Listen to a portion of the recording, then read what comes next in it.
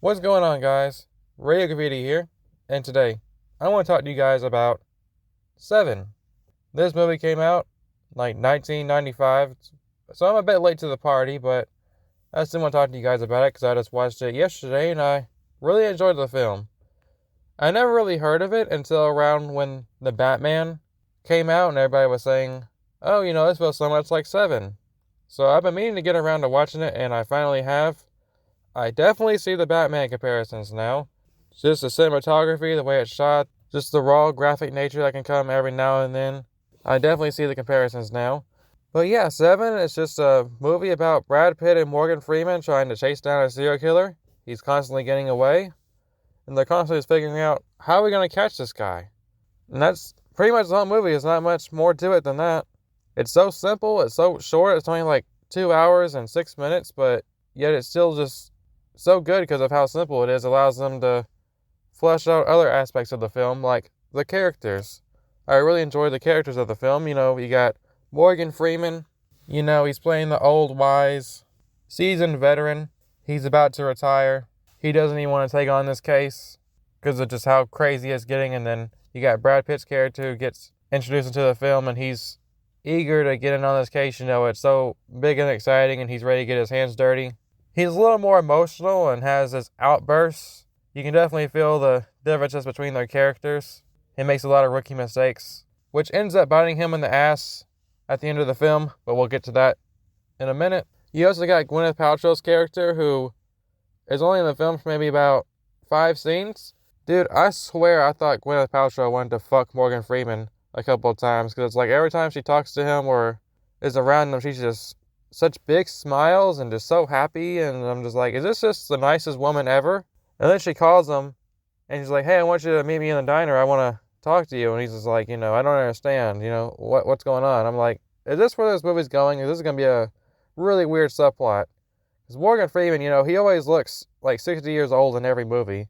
Morgan Freeman has looked old my entire life, so for all I know, Morgan Freeman was like 20 or 30 in this film. I'd honestly believe you if you told me that. I wouldn't be surprised if it came out the womb with gray hair. So I thought that was going to be kind of creepy, but turns out apparently she's just a really nice lady. And then you also got Kevin Spacey's character, who doesn't even show up until about the last 20 minutes of the film, but he sure does make his mark on the film in just that little 20 minutes he has. I love how quiet his character is. Like, he's in the car and he's just spitting out all this shit, and he's just carefully just explaining why he did what he did. And I really like the scene in the car, because it shows that even serial killers, they have their own reasons for killing people. They don't just do it just because, oh, it's Friday, guess I'll just go chop somebody up. They have their own reasons for why they do it, even if it makes little to no sense at all. I also like the part where Brad Pitt's character kind of calls him out. He's like, oh, killers? You mean like yourself? That was all really well done. I really enjoyed that. It was pretty intense. And the cinematography throughout the film is just really breathtaking to watch. It's so well done. David Fincher, he's a pretty good director. I've seen Gone Girl and Zodiac. I really enjoyed both those films, and I'm happy to add Seven to the list of David Fincher films that I've seen. If I had any slight criticisms of the movie, I have some questions. Okay, so you're a serial killer, right? You've been chopping people up. I assume you'd have some sort of paranoia around you. So why, when you see 2 detectives in front of your home, would you decide to open fire on them, especially from being so far away? You could have easily have just turned around and walked away, because now, by shooting at them, all you did was bring a whole lot of attention to you now. But I guess it worked out for him anyway, because he ended up getting away with it, but still he could have had a much easier time, and we probably wouldn't have had to gone through all that chaos if he just, didn't shoot at them. He could have just said, oh shit, the detectives found my house, gotta find a new plan now, and just turned around. Another question. Why would they agree to his demand at the end of the film? His lawyer's like, hey, he just wants you guys to come with him for a little trip, and then he'll confess to all the murders.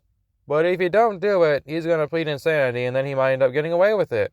I would take the chance on him just pleading insanity if it were me, because there's no way in hell I'm going to go with this guy who, throughout the film, has been nothing but a showsman. That's why he's been brutally murdering people, and then just writing one of the 7 deadly sins on the wall. He's a showman. and you know he still has 2 more deaths ready to happen. You should have known he was up to something crazy. Like, what did you guys think was going to happen? Did you think he just wanted you guys to take him to Burger King real quick before he went to prison for murder for the rest of his life? Obviously, he has some bad shit planned. I don't know what you guys were thinking even agreeing to this. Especially when he said he wanted both of you to be there. Major red flags.